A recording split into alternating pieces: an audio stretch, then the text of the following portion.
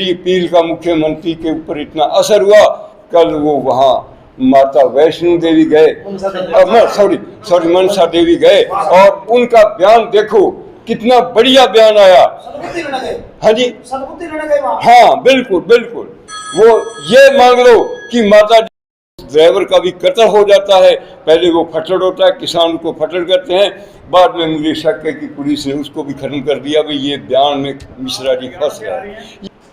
करनाल मार्ग पर यश होटल से ये सीधी और लाइव तस्वीरें आपके स्क्रीन पर। इस बीच जुड़िए हमारे साथ तमाम जो हमारे दर्शक हैं, जल्द करेंगे खुलासा कि आज क्यों लाइव हुए हैं हम, और वो जो शख्स सामने बैठा है वो कौन है, इस पर भी बातचीत करेंगे। फिलहाल तमाम जो दर्शक हमें देख रहे हैं हमारे चैनल्स पर, उनसे अनुरोध जरूर है कि जितना अधिक हो सके इन तस्वीरों को ज़्यादा से ज़्यादा शेयर कीजिए, क्योंकि ये जो शख्स है आपके स्क्रीन पर, ये कोई मामूली शख्स नहीं है। ये वही शख्स है जिसने दशकों तक हरियाणा के जो पृथक सिख गुरुद्वारा प्रबंधक कमेटी है उसके लिए आंदोलन चलाया था। विश्व भर में विख्यात ये चेहरा आज क्या खुलासा करने वाले हैं उस पर बातचीत करेंगे। फिलहाल जुड़ जाइए जितना अधिक हो सके हमारे साथ, और इन तस्वीरों को ज़्यादा से ज़्यादा शेयर करें। जगदीश सिंह झींडा जो कि असम के गांव झींडा से आते हैं, आज किसी परिचय के मोहताज नहीं है ये, और आज फिर से लाइव हुए हैं। हाल के दिनों में काफ़ी विवादित चेहरा भी रहा ये कुछ पिछले दिनों में, आज किसान आंदोलन को लेकर लाइव हुए। और सबसे पहला जो सवाल है जिस पर ये बात करना चाहेंगे उस पर भी बातचीत करते हैं। इन्हें लगता है कि कुछ चेहरे जो किसान आंदोलन के हैं, कुछ नेता जो बने हुए हैं, वो किसान आंदोलन को कमजोर करने का काम कर रहे हैं। इन्हीं से जानते हैं कि आखिर इन्हें क्यों लगता है, ये इनके व्यक्तिगत विचार हैं या ये जो अनुभव से चीजें निकल कर आई। क्या कहना चाहेंगे जगदीश सिंह जींडा, सीधे और लाइव जुड़ चुके हैं आप। मैं सबसे पहले सभी मीडिया बंधुओं का यहाँ पहुँचने पर स्वागत करता हूँ, धन्यवाद करता हूँ।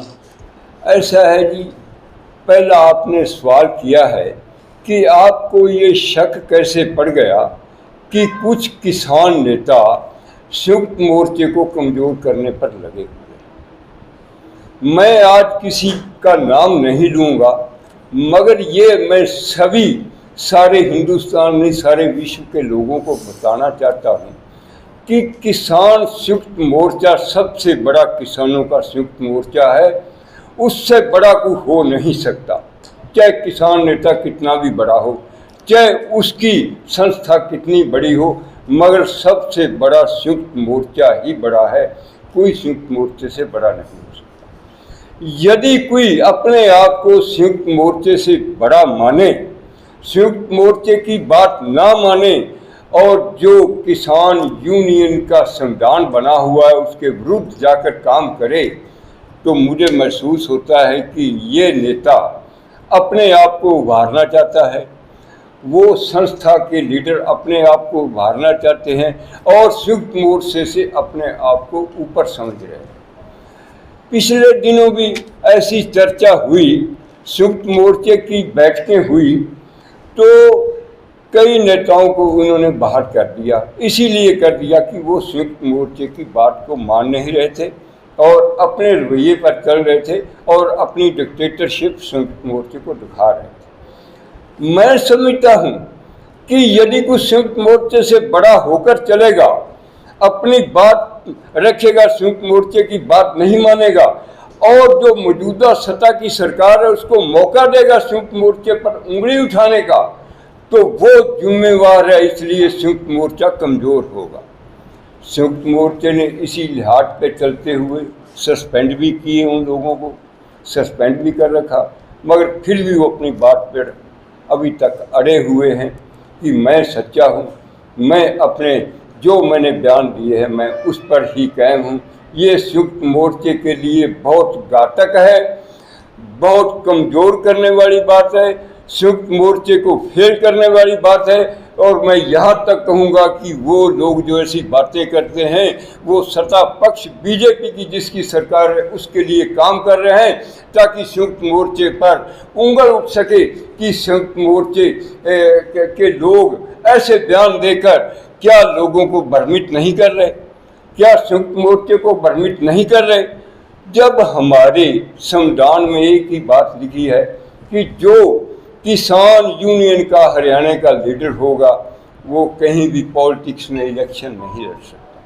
यदि वो इलेक्शन लड़ने की बात करता है तो सत्ता पक्ष के लोग उसी टाइम उंगली उठाते हैं कि ये लोग किसानों के सिर के ऊपर, किसानों की लाशों के ऊपर, किसानों के नाम पर ये राजनीति चमकाना चाहते हैं और राजनीतिक फायदा लेना चाहते हैं। ऐसी बातें आप टेली पर भी, विजन पर भी सुन सके हैं। बीजेपी ये आरोप लगा रही है। सर किसान कितने आदमी हैं जो मोर्चे के खिलाफ काम कर रहे हैं? सर मैं खुलासा मैंने पहले किया, भी मैं नहीं करूँगा। कितने आदमी हैं? नहीं, मैं ये भी नहीं बताऊँगा। अपने आप समझ लग जाएगी सारी दुनिया को। आप भी जानते हैं, मैं भी जानता हूँ, सिर्फ मोर्चा भी जानता है। आप खुलासा ना होने दो, हमारे में फूट पड़ती है। किसान मोर्चा को मजबूत करने के लिए आप क्या काम कर रहे हैं? हाँ जी, मैं एक ही मैंने संयुक्त मोर्चे से कह रखा, मैंने अपना एफिडेविट भी दे रखा है संयुक्त मोर्चे को कि मैं एज ए सेवक काम करूँगा। कोई संयुक्त मोर्चे में ओहदा नहीं लूँगा। मैं जितनी मेरे से सेवा हो जाएगी, चाहे आर्थिक सेवा हो, चाहे सामाजिक सेवा हो, या उन सभी किसान मोर्चे की प्रेस कॉन्फ्रेंस की बात हो, किसान मोर्चे को ऊपर उठाने की बात हो, संयुक्त मोर्चे को बुलंदियां पर पहुंचाने की बात हो, या संयुक्त मोर्चे को कामयाबी दिलाने की बात हो, वो मैं सारी अपने आप जो को मैं प्रयास कर सकता हूँ वो कर। सर जो मोर्चा है उसके अंदर और बाहर रहकर जो लोग अनुशासनहीनता करते हैं, ऐसे लोगों के खिलाफ एक्शन लेने के लिए वहाँ कमेटी बनी हुई है और एक्शन समय समय पे लिए भी जाते रहे। तो ऐसे लोग जो आपको लगता है कि इस तरह की जो एंटी संयुक्त मोर्चा का कार्रवाई में संलिप्त हैं, तो क्या अपनी भावनाएं आप उस कमेटी तक पहुँचाएंगे? मैं पहले तो उन संस्था के लोगों को जो संयुक्त मोर्चे से अपने आप को बड़ा समझ के अपनी डिक्टेटरशिप अपनाना चाहते हैं, उनसे हाथ जोड़कर बेनती करता हूं कि ये संयुक्त मोर्चा किसी अकेले का नहीं, ये सारे हिंदुस्तान के किसानों का मोर्चा है। मेरी उनसे बेनती है कि प्लीज़ आप यदि संयुक्त मोर्चे में रहना चाहते हो, काम करना चाहते हो किसानों के लिए, तो आप ऐसी बयानबाजी ना करें जिससे संयुक्त मोर्चा कमज़ोर हो। मेरी बेनती है उनसे। दूसरी बात जो आपने कही कि एक कमेटी गठित हुई, मुझे पता है कमेटी गठित हुई। कमेटी जो है वो कोई, जैसे हमारे अकाल तख्त साहब है ना, वो किसी को दंड नहीं दे सकते कानूनी तौर पर, वो किसी को धार्मिक सजा लगा सकते हैं। और वो ही स्थिति जैसे संयुक्त मोर्चे की एक कमेटी है, वो किसी को कानूनी रूप में दंड नहीं दे सकती। वो ये कर सकते हैं कि संयुक्त मोर्चे से निकाल के कुछ दिन के लिए सस्पेंड कर देते हैं, या उसको मीटिंग में बुलाना बंद कर दे। ये जो उनके अधिकार क्षेत्र में आते हैं, कानूनी तौर पर उनका कुछ नहीं बिगाड़ सकते। सर लखीमपुर खीरी में एक बहुत ही दुर्भाग्यपूर्ण घटना होती है, उस पर कुछ कहना चाहेंगे? और उसके बाद जो समझौता हुआ है उस पर भी जरूर बोलना चाहेंगे आप। देखो मेरे मित्र बंधुओं, मीडिया के लोगों, जो लखीमपुर में हुआ वो संसार में एक पहली घटना हुई है मानवता और इंसानियत को शर्मसार करने के लिए। उसके बाद नारायणगढ़ में भी हुआ एक प्लीज 20 मिनट रुको आप। सुदीप जी ने सही कहा, नारायणगढ़ में हुआ। एक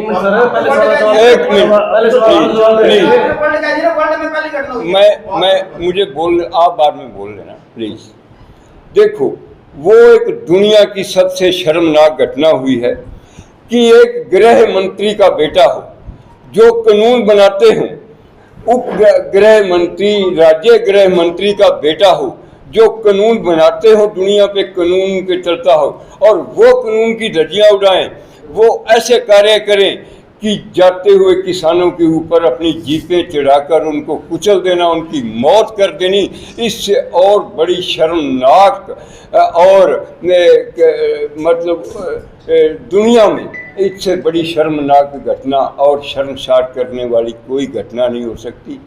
चाहे वहाँ किसान मरे हों, चाहे कोई और मरा हो, चाहे कोई बीजेपी के लीडर मरे हो, किसान मरे हो, कोई पत्रकार बंधु मरा हो, मगर मरे तो इंसान हैं। इंसानियत के लिहाज से वो सभी बराबर हैं। और इसलिए जो ये कार्य किया गया, ये एक साजिश के तहत किया गया। और मुझे डाउट है, मैं इल्जाम नहीं किसी पर लगाना चाहता, मुझे डाउट है आज हमारे प्रधानमंत्री माननीय नरेंद्र मोदी जी और योगी के जो आपस में संबंध चल रहे हैं वो किसी से छिपे हुए नहीं। मुझे शक है कि हो सकता है कि योगी को बदनाम करने के लिए एक राज्य मंत्री ने ऐसा कार्य करवाया हो, ये भी मुझे शक है इस बात का पूरा, क्योंकि प्रधानमंत्री जी पहले योगी को उन्होंने मुख्यमंत्री बनाया, मगर किन्हीं बातों पर उनकी आपस में बन नहीं रही। प्रधानमंत्री जी वहाँ जाते हैं उत्तर प्रदेश में, फॉर्मेलिटी के लिए मुख्यमंत्री को बुलाते हैं, जबकि पहला अधिकार क्षेत्र होता है कि जो वहाँ का मुख्यमंत्री सबसे पहले उनको विश्वास में लिया जाए। मैं हर चीज़ बहुत बारीकी से देख रहा हूँ। ये भी मैं एक कारण बता रहा हूँ कि लखीमपुर मोर्चे, जो कि लखीमपुर से कम 60 किलोमीटर दूर बॉर्डर पे है, दूर है 60-70 किलोमीटर ना 100 किलोमीटर के भी दूर हो सकता है वो जगह जहाँ पर ये कार्य हुआ। तो इसलिए एक उनका बेटा और राज्यसभा का राज्य मंत्री ये बयान दे किसानों को कि मैं किसानों यदि मेरे सामने आने की कोशिश की, लखीमपुर तो क्या मैं आपको अपने तुम्हारे गांव में नहीं रहने दूंगा, तुम्हारे घर में नहीं रहने दूंगा, मैं मजबूर कर दूंगा तुम्हें तुम्हारा घर छोड़ने के लिए। इतनी शर्मसार और इतनी हंकार भरी बातें ऐसे तो रावण भी नहीं किया करता था, जो एक मिश्रा जी ने बयान दे दिया। और उसी बयान पर ही किसानों ने भी जवाब दिया कि मिश्रा जी, हमने देश के जो गद्दार लोग थे जो आप जैसी बातें करते तो हमने इंग्लैंड जाकर भी उनको सुधार दिया था, आप तो लखीमपुर रहने वाले। यही बात बिगड़ गई, बोल बोल से बड़े बकारा, उधर से चैलेंज हो गया, उधर से चैलेंज हो गया। उप मुख्यमंत्री जो थे उन्होंने भी वहाँ आना था और गृह मंत्री, राज्य गृह मंत्री ने उन्होंने भी आना था। तो किसान भी, जैसे करनाल में मैंने समझौता कराने के लिए स्थिति देखी, वही स्थिति क्रिएट हो गई। एक तरफ किसान तैयार होके आ गए, एक तरफ सत्ता पक्ष के लोग तैयार होके आ गए। और जब उन्होंने कालियां झंडियां किसानों ने दिखाई तो पीछे से 3 जीपें लेकर मुख्यमंत्री, उप राज्य मंत्री का बेटा आता है और किसानों के ऊपर गाड़ियां चढ़ा देता है। लाशों के बीच में उनकी गाड़ी फंस जाती है और उसके बाद किसान मजबूर होके, जो गोली चलाने वाला था, जो गाड़ी में बैठा हुआ था, जिसकी वजह से किसान मौत हुई है, एक मेरा रिश्तेदार है, उसने उसको टक्कर मारी, मोनू ने, शर्मा ने उसी को टारगेट किया, उसको टक्कर मारी और 20 फुट ऊपर उछलकर वो उसकी जीप के ऊपर गिरा। आज वो मेडंटा में, तजिंदर सिंह नाम है उसका, आज मेडंटा में दाखिल है। उसकी सिर की हड्डी टूट चुकी है, उसकी रीढ़ की हड्डी टूट चुकी है, वो भी मंजी पर पड़ा हुआ है, पता नहीं उठेगा कि नहीं उठेगा। इसमें एक पत्रकार की मृत्यु हो जाती है, 4 किसान लोग शहीद हो जाते हैं, 4 जो जीप में आए थे बीजेपी के लोग वो शहीद हो जाते हैं, मर जाते हैं। मैं तो उनको शहीद ही कहूँगा, क्योंकि वो पार्टी के लिए काम कर रहे थे, किसान अपने लिए काम कर रहे थे, मगर वहाँ इंसानियत का नंगा नाच मैंने होता देखा। आप शहीदी का दर्जा दे रहे हो आप उनको? हाँ जी, आप शहीदी का दर्जा दे रहे हो? किनको? आपने कहा बीजेपी के जो लोग नहीं, बीजेपी नहीं, सॉरी, एक मिनट मेरी बात सुनो। मैं उनको नहीं, मैं किसानों को दे रखता हूँ। नहीं, मैंने कहा भी वो, मैंने एक मिनट मिंदर साहब, आप सवाल ठीक है, आपका जवाब मैंने देने दो। मैंने उनका किया कि वो पार्टी के लिए काम कर रहे थे। मैंने वो जो बीजेपी के लोग थे, नहीं, बात सुनो, एक मिनट बिंदर साहब, एक मिनट। मैंने उन 4-5 लोगों को शहीद का, एक पत्रकार को और 4 लोग जो किसान शहीद है उनको शहीद माना है। और जो दूसरे बीजेपी के लोग थे, मैं कहा कि वो अपनी पार्टी के लिए काम कर रहे हैं। नहीं सर, चलो जो मेरे से ये लफ्ज निकल गया ना, आपको इस बात की समझ लगी है तो बोलने में ये मान लो कच्ची बात हो गई एक लाइन में, तो मैं ये बात, मैं इससे नहीं, एक मिनट, करनाल की बात पहले मुझे वो मुकारा, उसके बाद करनाल की बात करें। ठीक सर, जो बातें आप बता रहे हैं ये पूरी दुनिया ने देख ली। हाँ जी, मैं अब आगे की वही बात मैं आगे की बताना चाहता हूँ। जो मुआवजा दिया गया वो सरकार ने अपने खजाने से दिया। क्यों भाई? मारे, एक आदमी मारे, हंकारी आदमी मारे और मुआवजा सरकार दे, ये कहाँ का न्याय है? न्याय ये है कि जो मिश्रा है, चाहे उसकी जमीन बिके, चाहे उसका घर बिके, चाहे अपने आप उसे बेचना पड़े, ये जो मुआवजा है मिश्रा के खाते में से जाना चाहिए, उसके खाते में जाना चाहिए। क्योंकि जो सरकार के पैसा होता है वो टैक्सों से मिलता है, वो सरकार के आमदन, उसमें हम भी उतने भागीदार हैं, वो हमारा ही पैसा हमारे लोगों को लौटाया दिया जाए, ये कहाँ का न्याय है? मैं इसमें बिल्कुल सहमत नहीं हूँ, योगी सरकार से सहमत नहीं हूँ, सेंट्रल सरकार से सहमत नहीं हूँ, और आने वाली सरकारों को मैं चेतावनी देता हूँ, यदि कोई आपका लीडर गलती करता है तो जो लीडर गलती करता है जिसकी वजह से वो कोई किसान शहीद होता है या कोई शहीद होता है, तो वो उसके खाते में से उसकी प्रॉपर्टी से मुआवजा मिलना चाहिए, सरकारी मुआवजा नहीं मिलना चाहिए। ये बिल्कुल ही गलत है। कहाँ से जी? जो करनाल का किया, करनाल और उसमें बहुत अंतर, कोई अंतर नहीं है। नहीं, एक मिनट सर, मेरी आपने देखो क्वेश्चन किया, जवाब मुझे एक मिनट जवाब, मेरी बात सुनो। आप एसडीएम ने केवल 4 हुक्म दिए थे, भाई इनके सिर फोड़ दो, यही बात हुई थी ना। वहां पर लठ चलाने वाले कौन लोग थे? सरकारी लोग। जो पुलिस होती है वो सरकार की होती है, ना कि किसी अकेले की। एक मिनट सर प्लीज, उसने हुक्म दिया, उसने लठ तो नहीं मारा खुद। एक मिनट यार प्लीज, आप मेरी बात तो पूरी होने दो। यदि वहां एसडीएम खुद लठ मारता तो मैं कहता कि एसडीएम दोषी है। जब लॉ एंड ऑर्डर के लोग, पुलिस लॉ एंड ऑर्डर को देखती है और बड़ा ऑफिसर उनके ऊपर हुक्म करता है, तो वहां पर वो सरकार के नुमाइंदे होते हैं, ना कि कोई पर्सनल आदमी। ये इतना अंतर है। यहाँ मिश्रे के बेटे ने गाड़ी चलाई है, किसी सरकारी मुलाजिम और या पुलिस ने नहीं गोली चलाई है तो गोली मिश्रा के बेटे ने चलाई है, मोनू ने चलाई है। यदि गाड़ी चलाई है तो उन्होंने चलाई है। इसमें और उसमें जमीन आसमान का अंतर। हाँ बिल्कुल सरकार ने दिया। मानते हो ना? हाँ जी। तो यूपी सरकार, एक मिनट प्लीज, यूपी सरकार ने जो मुआवजा दिया 45 लाख रुपया एक किसान को, परिवार को, आप मानते हो गलत दिया? हरियाणा सरकार ने गलत ठीक दिया? नहीं, हरियाणा सरकार यहाँ बिल्कुल ठीक है। वो सरकारी मुलाजिमों ने लॉ एंड ऑर्डर की स्थिति पर पुलिस ने वहां पर लाठियां बरसाई थी, उसकी वजह से हुआ। वहां पर मोनू जो है मिश्रा जी, मैं पहले भी कह चुका हूँ, वो पर्सनल आदमी था, उपगृह मंत्री का बेटा था। गाड़ी उसने ऊपर चढ़ाई, वहां पर कोई पुलिस ने नहीं चढ़ाई, वो प्रशासक ने नहीं चढ़ाई, वहाँ लॉ एंड ऑर्डर की बात नहीं थी, वो वहाँ पर डिक्टेटरशिप। और मैं समझता हूँ कि जैसे सैंडर्स ने गोलियां चलाई, हालांकि सैंडर्स एक सरकार का हिस्सा था। जनरल डायर गवर्नर थे हमारे, उन्होंने ऑर्डर दिए और सैंडर्स ने गोलियां चलाई, वो भी एक सरकार थी। मगर यहाँ, एक मिनट सर, मगर यहाँ तो मिश्रा जी ने गाड़ी चढ़ाई है, खुद ड्राइविंग कर रहे थे, उसने गोली चलाई है। उनमें और इनमें जमीन आसमान का अंतर है। आप समझदार लोगों को समझ होते हैं क्या मुआवजे तक की कार्रवाई सीमित होती है, सजा नहीं मिलनी चाहिए? हाँ जी, हाँ, वो नंबर 2। मैं अब यहाँ अपने तुम्हारे बंधु भाइयों से की वजह से ये मैं अपील करना चाहता हूँ योगी सरकार को, क्योंकि वहाँ के मुख्यमंत्री योगी जी हैं।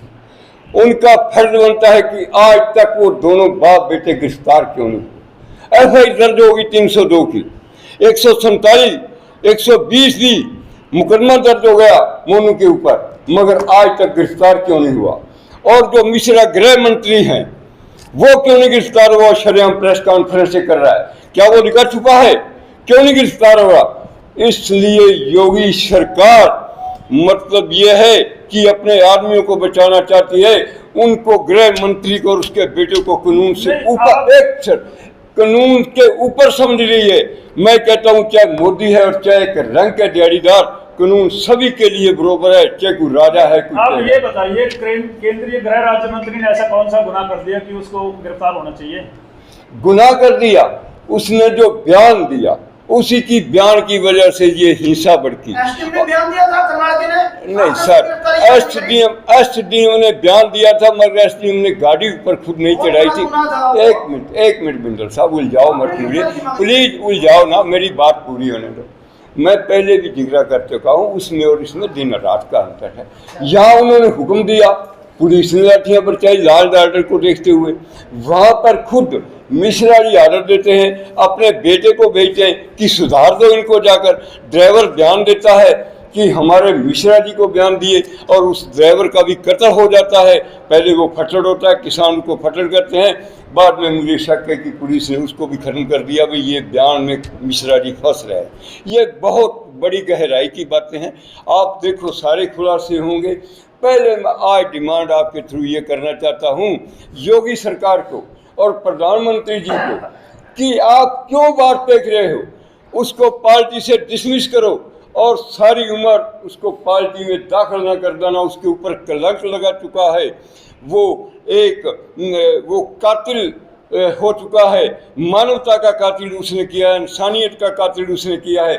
इसलिए उसको पार्टी से बर्खास्त करो, ओहदे से बर्खास्त करो और उसको जेल में बंद करो। एक तरफ तो आप कह रहे हैं कि ये योगी को बदनाम करने के लिए मंत्री की साजिश हो सकती है, दूसरी तरफ आप कह रहे हो कि योगी सरकार जो है, मुख्यमंत्री योगी ये कोई को बचा रही है। मैं सर यही बात कह रहा हूँ कि पहले तो योगी को बदनाम करने के लिए हो सकता है कि साजिश चली। अब प्रधानमंत्री जी अपने गृह मंत्री को तो बचाएंगे ना, वहाँ योगी के ऊपर तो कोई आंच नहीं आई। आंच आई है तो गृह मंत्री, राज्य गृह मंत्री पर आई है ना, तो इसलिए गृह मंत्री को बचाने की कोशिश करेंगे प्रधानमंत्री। और मैं समझता हूँ कि प्रधानमंत्री जी यहाँ गलत हैं, उनको बचाना नहीं चाहिए। साहब आप योगी सरकार पर ऊपर रूप धारण कर रहे हैं, खट्टर सरकार पर मेहरबान क्यों है? मैंने खट्टर की अभी बात ही नहीं की, वो भी एक मिनट सर बात सुनो, मैं बता देता हूँ। मैं मेरी योगी सरकार के ऊपर मैं उगरदार नहीं कर रहा।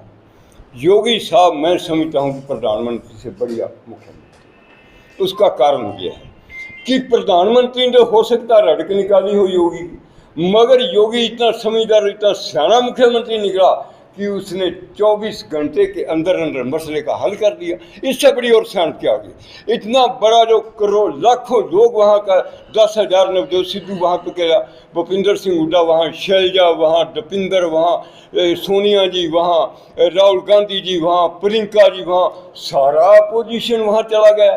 तो इसके लिए उसने अपना सियानपन दिखाते हुए जल्दी इसका हल निकाल दिए। इसमें उसका भी धन्यवाद करता हूँ कि मुख्यमंत्री ऐसे होने चाहिए जो जल्दी हल निकाल दें। दूसरी बात जो मैं बड़ी बात कहना चाहता हूँ कि कई लोग कह रहे हैं, अपोजिशन के बीजेपी कह रही है कि ये लोग राजनीति कर रहे हैं। अपोजिशन देखो, अपोजिशन अपनी जगह बिल्कुल ठीक है। अपोजिशन भेड़ बकरियां नहीं चलाती, राजनीतिक लोग राजनीति करते हैं। क्या वो भेड़ बकरियां चलाएंगे? जहाँ सत्ता पक्ष के सत्ता की सरकारें जुर्म करेगी और यदि वो अपोजिशन सही है तो उनका विरोध नहीं करेगी, उनके हक में सच्चाई आगे लाने की नहीं बात करेगी, तो इसका मतलब है अपोजिशन कमज़ोर है, अपोजिशन डरती है। और यदि वो खुल के स्टैंड में खड़ी होती है ये जिनके ऊपर जुर्म हुआ है, तो मैं कहता हूं कि डेमोक्रेसी के लिए सबसे इतना बड़ा कोई काम कर नहीं सकता। राजनीतिक लोग हमेशा राजनीति करते हैं। बीजेपी जब सत्ता से बाहर थी तो वो नंगे नाच किया करते थे, तो आज वो बीजेपी कहती है कि हम बिल्कुल ठीक है। ये सत्ता जुर्म करती आई, कांग्रेस ने हरमंदर साहब पर अटैक किया, अपोजिशन ने आवाजें उठाई और जो जुर्म किया सत्ता, ये कांग्रेस पार्टी को उसका भुगतना पड़ा। आज मोदी जी और बीजेपी सरकार जो किसानों के ऊपर जुल्म कर रही है, ये मोदी को और बीजेपी पार्टी को भी भुगतना पड़ेगा। इसलिए ये जो राजनीतिक लोग हैं, मैं समझता हूं कि सत्ता पक्ष के लोग रोटियां सेक रहे हैं, अपने को बचाने की कोशिश कर रहे हैं, मगर जो विपक्ष है बिल्कुल ठीक है, सही चल रहा है। यदि वो ना आवाज उठाएगा तो कल को वोट मांगने जाएंगे, इलेक्शन है, तो लोग उनसे पूछेंगे जब हर मेरे किसान शहीद हो गए तो आप कहाँ करते? आपने तो आवाज भी नहीं उठाई। पंजाब कांग्रेस के प्रदेश अध्यक्ष जो नवजोत सिंह सिद्धू वो अनशन में बैठ गए हैं लखीमपुर खीरी में, गिरफ्तारी होनी चाहिए। ऐसा सर देखो, ये मसला योगी का है, उनका है, वो उसको किस नज़रिया से देखते हैं, लॉ एंड ऑर्डर की स्थिति कितनी खराब होगी कितनी ना होगी, इसमें मैं नहीं कर सकता। नवजोत सिंह सिद्धू का कदम ठीक है गलत है? नहीं देखो, नवजोत, हाँ एक बिंदल साहब का क्वेश्चन ठीक है। नवजोत सिंह सिद्धू जो धरने पर बैठे हैं वो इसी मांग को लेकर बैठे हैं जो मैं आपके सामने रख रहा हूँ कि उसको गिरफ्तार किया जाए। उनके ऊपर केस चल गए हैं, धारा के तहत उनको बाप बेटों को गिरफ्तार कर दिया, उनको जेल में ठोका जाए। जब एक सेकंड जी सर, जो कि सुप्रीम कोर्ट ने भी कल जो फैसला सुनाया है उन्होंने स्पष्ट कहा है कि कानून के ऊपर कोई नहीं, चाहे वो राजा है चाहे वो रंक है, इसलिए योगी सरकार और केंद्र सरकार को उनको गिरफ्तार करना चाहिए और उनके ऊपर मुकदमा जो है वो चलना चाहिए। हरियाणा के मुख्यमंत्री मनोहर लाल खट्टर भी ये कहते हैं कि किसानों के सामने अलग उठा लो, अपनी अलग से टीम बनाओ। हाँ उस पे क्या जी, मैं हाँ देखो, खट्टर साहब ने बयान दिया था कुछ दिन पहले, तो भाई लठ उठा लो, 500-700 लोगों का इकट्ठ लठ उठा रहे हैं और जो आंदोलन कर रही हैं उनका सामना करें। तो मैंने खट्टर साहब से हाथ जोड़कर बेनती की थी, चाहे किसी तरीके से की हो, प्लीज़, किसान आंदोलन चल रहा है, किसान मोर्चा चल रहा है, आप लोग सभी बीजेपी के लोग किसानों के विरुद्ध कोई विवादित बयान ना लें, हिंसा भड़केगी। आपने मिश्रा जी के बयान की वो रिजल्ट देख लिया है, वहाँ पर 9 जाने चली गई, चाहे किसी की भी चली गई, 9 जाने चली गई हैं। आप ऐसे विवादित बयान देने से बचो। हाँ, किसान वाले आपके विरुद्ध कुछ बोले, अपोजिशन आपके विरुद्ध कुछ बोले, आप सत्ता के लोग हो, आपका फर्ज नहीं बनता, क्योंकि हुकूमत आपकी है। आपके दिए हुए बयान का असर इतना पड़ेगा कि देश में दंगे भड़क जाएंगे और देश में सारी कानून व्यवस्था जो बर्बाद हो जाएगी। और कल ही आपने सुना होगा बयान, मेरी अपील का मुख्यमंत्री के ऊपर इतना असर हुआ, कल वो वहाँ माता वैष्णो देवी गए, मनसा देवी गए और उनका बयान देखो कितना बढ़िया बयान आया। हाँ जी, हाँ बिल्कुल बिल्कुल, वो ये मांग लो कि माता जी के आगे वो कहने गए कि जो मैंने बयान दिया है उसका किसान मेरा गलत ना पहने, और साहब से बयान दिया था। वो तो लीडरों की बातें हैं कि मेरा मतलब नहीं था, बयान तो उन्होंने दिया था और वो गलत बयान है, विवादित बयान है, इसीलिए मैंने उनसे अपील की थी, चाहे फोन पे की हो चाहे कैसे की हो। जिंदा साहब, आपको मैं बीच में टोक रहा हूँ, करनाल में जब सम्मानजनक फैसला हुआ उसके बाद आप क्रेडिट लेने की कोशिश की, तब कंट्रोवर्सी हुई। अब आप जो है मुख्यमंत्री ने नटवाड़ा बयान वापस ले लिया, उस पर भी कह रहे हैं कि आपने समझाया नहीं, मैंने देखो ये बात है, जो मैं हूँ सच्चा इंसान, कहीं ना कहीं बीजेपी के हाथों में चल रहा है। ऐसा है जी। मुझे ये बताओ कि संयुक्त एक मिनट, संयुक्त मोर्चा जो है वो जब अपनी डिमांड रखने जाता है तो दिल्ली जाता है, दिल्ली दरबार में, दिल्ली दरबार में जाकर जाता है ना, वहाँ अमित शाह जी बैठते हैं, तोमर जी बैठते हैं, बीजेपी के लोग बैठते हैं। यदि जिंदा किसी को फोन पर ये बात कर दे तो वो तो बीजेपी का दलाल हो गया, और यदि संयुक्त मोर्चा वहाँ जाकर बात रखे तो वो कुछ भी नहीं। कारण क्या है? क्या कि जिंदे को कमज़ोर समझा जा रहा है? मैं इतना कमज़ोर नहीं हूँ, मैंने बादल से टक्कर ले रखी है।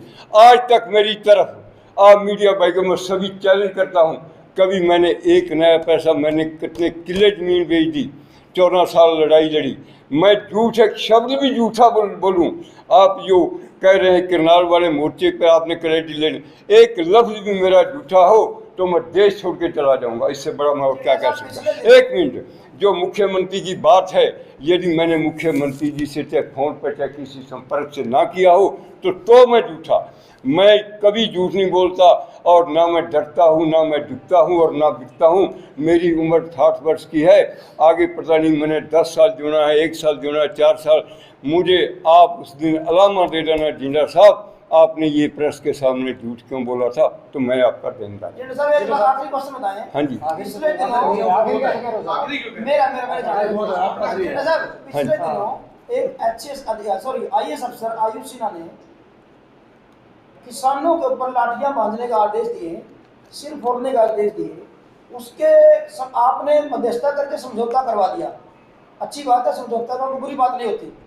उसके बाद आपने एक IAS IPS को जा करके उनको सम्मानित करना, ये कहाँ का औचित्य है? हाँ, ये देखो, कि उसमें डीसी साहब और एसपी साहब को मैंने सम्मानित उनके दफ्तर में जाके किया। किस कारण, क्यों किया? मैं ये बताता हूँ कि जब मैं समझौते के लिए चला था तो डीसी साहब ने मुझे अपने दफ्तर में बुलाया था, भी यार समझौता करना चाहते हो, हमारे लिए एक सेवा बताओ। मैंने उनकी ड्यूटी लगाई थी कि आप सरकार के साथ हो, सरकार के बहुत बड़े ऑफिसर हो, थोड़ा सरकार को कहो कि झुके, मैं किसानों को कहो तो थोड़ा झुकेगा। इसमें डीसी और एसपी साहब और तीसरे जो हैं हमारे विरक एडीजीपी, उनका भी मैं धन्यवाद करूंगा। मैं चंडीगढ़ अभी पहुंच नहीं सकता क्योंकि उन्होंने लॉ एंड ऑर्डर की स्थिति को देखते हुए 5 किलोमीटर लोग किसानों को वहां पर शांतिपूर्ण लगाया। वो भी सराहना योग है। डीसीएसपी जिसने सराहनीय काम किया है, यदि जिंदा उनको ईमानदारी पर उनको धन्यवाद करता तो उसमें बधाई। हाँ जी जिला साहब, एक क्वेश्चन हो रहा है, जब किसानों के आंदोलन की वजह से जनता परेशान होती है और जनता की आवाज को भी मीडिया उठाती है, जो जनता की आवाज को मीडिया वाले उठाते हैं वो किसानों के दुश्मन पड़ जाते हैं। वो नहीं, अभी ऐसा हुआ है? नहीं सर, मैं देखो, ये है तो एक विवादित मसला जो आपने उठाया मेरे सामने, मगर मेरा फर्ज बनता है कि जो मेरे किसान भाई, पत्रकार चाहे गलत हो चाहे ठीक हो, क्योंकि हिंदुस्तान में मीडिया इंडिपेंडेंट है, स्वतंत्र है, उसके ऊपर किसी को भी लांछन लगाने का और पत्रकारों को अपने हिसाब से बयान देने का और डालने का किसी को कोई अधिकार नहीं। वो गलत लिखेंगे तो दुनिया के सामने आ जाएंगे, सही लिखेंगे तो दुनिया के सामने आ जाएंगे। हम कौन होते हैं आपके ऊपर, आपको चलाने वाले? ये आपका अधिकार क्षेत्र में हम कोई इंटरफेयर नहीं करेंगे। यदि ये कोई करता है तो मैं कहता हूं कि उसको नहीं करना चाहिए, वो गलत। किसान यूनियन से जुड़े कुछ लोग ऐसा करते हैं तो किसान यूनियन के खिलाफ भी तो एक्शन लेना चाहिए ना। कोई जो लोग ऐसा कर रहे हैं, जो पत्रकारों के साथ मिसबिहेव करते हैं, तो किसान यूनियन के खिलाफ एक्शन। देखो, ऐसा होता है कई बार कोई अनजाने में गलती कर जाता है तो हम उनको अंदर बैठ के समझाएंगे, हमारी नॉलेज में आई है बात, हम उनको अंदर में, यदि दोबारा या तीसरी बार गलती करेंगे तो फिर हम उनके बारे में सोचेंगे क्या करना है। जिंदा साहब, सुप्रीम कोर्ट द्वारा कल ही एक जजमेंट दिया गया है कि उनके आदेश दिए जाने के बाद भी, उनके मामला संज्ञान में आने के बाद भी यूपी सरकार द्वारा आरोपियों को गिरफ्तार नहीं किया गया और सुप्रीम कोर्ट बड़ी नाराज हुई, बड़ी खफा है भी उनके आदेश की पालना भी इस राज्य के अधिकारी नहीं कर रहे। ऐसा जिंदा साहब, मैं समझता हूँ कि वो जो मिश्रा जी है ना, सरकार उनको कानून से ऊपर समझ बैठी।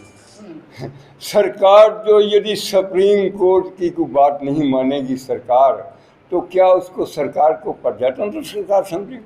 मैं समझता हूँ कि वो डिक्टेटरशिप है, प्रजातंत्र नहीं। सुप्रीम कोर्ट ने उनको आदेश दिए थे पेश होने के। हाँ जी, सुप्रीम कोर्ट ने, सर मुझे पता है सारी बात का, सुप्रीम कोर्ट ने आर्डर दिए मगर उसके बाद भी उसको गिरफ्तार नहीं किया जा रहा। इसका मतलब कि वो डिक्टेटरशिप है, डिक्टेटरशिप कर रहे हैं। तो मैं यही तो बात कहता हूँ कि कानून से कोई ऊपर नहीं हो सकता। यदि प्रधानमंत्री खुद भी गलती करे तो प्रधानमंत्री को भी जेलों की सलाह के पीछे जाना चाहिए। जिंदा साहब, आप जो प्रेस कॉन्फ्रेंस कर रहे हैं, धार्मिक नेता के रूप में कर रहे हैं या किसान यूनियन के, कांग्रेस की? हाँ, ऐसा है जी, मेरा जो चेहरा है, जो मशहूर चेहरा हुआ, वो एक धार्मिक नेता की वजह से हुआ। हाँ सर, हरियाणा कमेटी की वजह से।